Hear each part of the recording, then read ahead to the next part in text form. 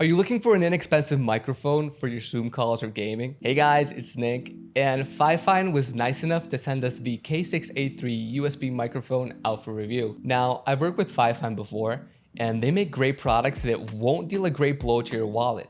Rather than being budget, they make inexpensive choices, so I'm pretty excited to see what they have for us today. We will be checking out the build quality, how to use it, its use in productivity in gaming setups, and a few other things, so let's just get started. Just by looking at the box, you can see the minimalistic approach to branding, which is always a plus.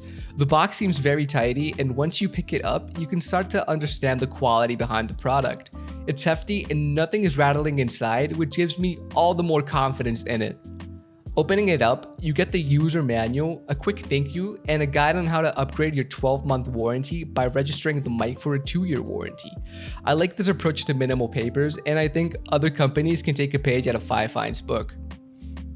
Below that, you can see how compact it's packaged with a mic layer down below with soft protection. My first impression of the mic is that it's heavy with its all-around metal quality. Next to the microphone, we get an included metallic removable pop filter, a pretty hefty stand, and a very unique cable, which is used to power the mic. The cable comes with a USB Type-B connector, as well as both USB Type-A and C headers. This is to future-proof it in a way, as well more tech comes to embrace USB Type-C, which is definitely the future. In terms of looks, with the pop filter on, it gives a very distinct aesthetic, which I actually enjoy. It looks industrial, and with the great build quality, it's a great addition to your desk setup. As with most USB mics, it's basically plug and play. There's no required software or driver downloads, and it works automatically with both Mac or Windows that have USB-C or A support. It even works with some consoles like the PS4.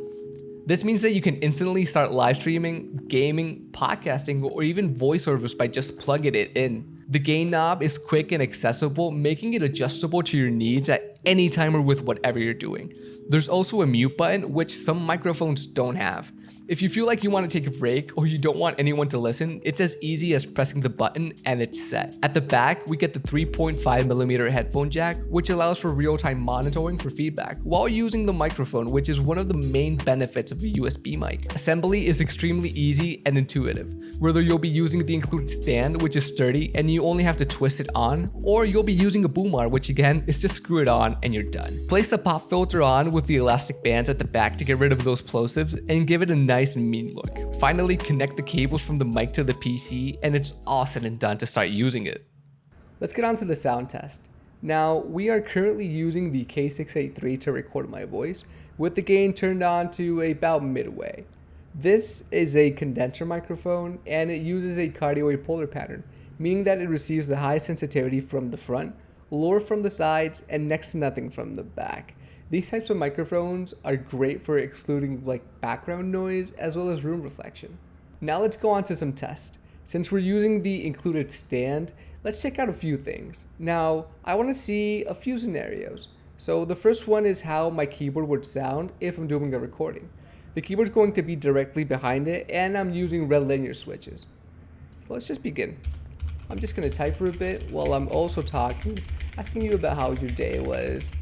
You can check and see that the keyboard is picking up on the microphone, and that can be a bit annoying if you're doing any type of recording or you're playing any type of game.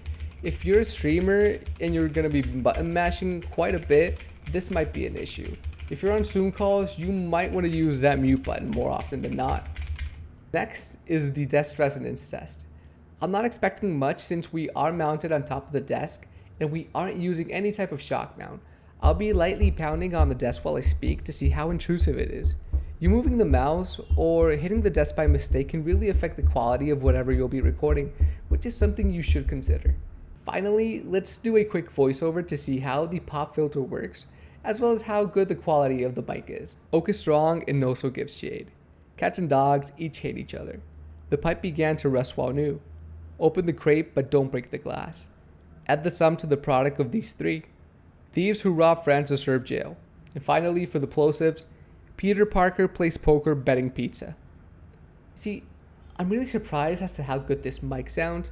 It's quite impressive considering how low its cost is, but I think I can make it a bit better. Let's move on to my boom arm and let's repeat all these tests. Now that we have it on the boom arm, let me explain some of the benefits and why you should probably invest in one.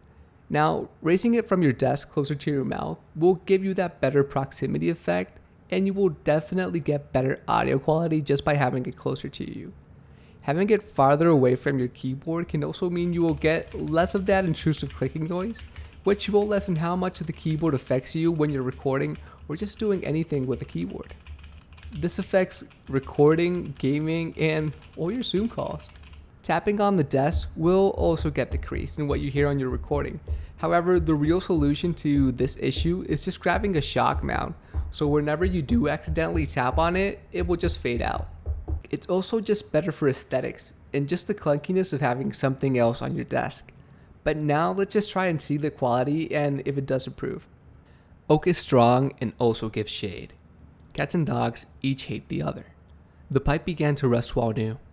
Open the crate, but don't break the glass. Add the sum to the product of these three. Thieves who rob friends deserve jail. Peter Parker plays poker betting pizza. I think it does really sound much better when we have it on the boom arm, and I don't really see any other way of using a microphone. However, I really do like this mic, and for the price of just like $50, it's amazing what you can get for quality, price, for everything that's gaming, Zoom, or just work related. If you're looking for a good microphone at a great price, I would highly recommend giving the K683 a try. With all its features and with the included pop filter and stand, as well as the quality of recording, it can make other microphones at the same price range feel cheap and just unusable. Now, I do want to say that everything I said in this video is my own opinion and I'm not getting paid for it. FIFINE was just kind enough to send me the microphone for review, and honestly, I really enjoyed it. If you want to try out this microphone for Zoom, gaming, or any of your other needs, I'll leave the link down below. I really hope you enjoyed the video. If you did, consider giving me a like and a sub, and I hope I'll see you next time, so bye.